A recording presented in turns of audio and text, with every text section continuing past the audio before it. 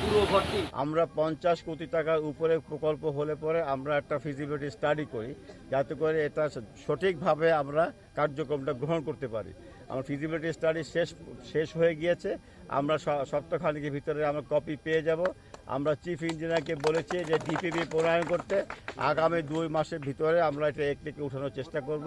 আমাদের ইচ্ছা হলো আগামী বর্ষা মৌসুমের আগেই আমরা এখানে কাজ শুরু করব। কিন্তু আপনাদের প্রতি অনুরোধ থাকবে যে আপনারা এই সংসদ সদস্যের সঙ্গে থাকবেন।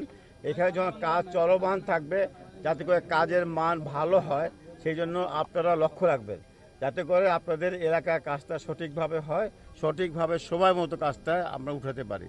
আমরা আপনাদের আশ্বস্ত করতে চাই যে আগামী বছরের বর্ষা মৌসুমে এই ধরনের আর আপনাদের প্লাবিত হবেন না। আমরা এই এলাকাকে একটা সহনীয় পর্যায়ে আনতে সক্ষম হব।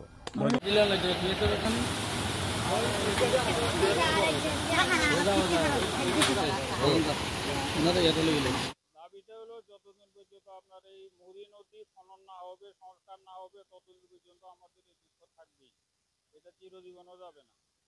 এখন আমাদের এই মাননীয় সংসদ সদস্যরা আমাদেরকে আশ্বাস দিচ্ছে, এখন মানে ওটার কাজ করবে। এবার কতটুকু অগ্রসর হয় এটা হলো দেখার বিষয়। ক্ষয়ক্ষতি তো অনেকগুলো হয়েছে, এগুলো তো এখন আর আপনাকে হিসাব দেওয়া সম্ভব না। এই তো এই গরিব বেচারা ঘরটা পড়ে গেছে। এখন আমাদের বাড়ির পাশে দিয়েও একটা পড়তে ভাঙছি, ওইটা আমার এখন আমার ওই ঘরের মধ্যে এতটুকু পানি, ওইদিকে তো কেউ জানে। কতবার দেবো এখন মানে এটা মাইক্রোফোনে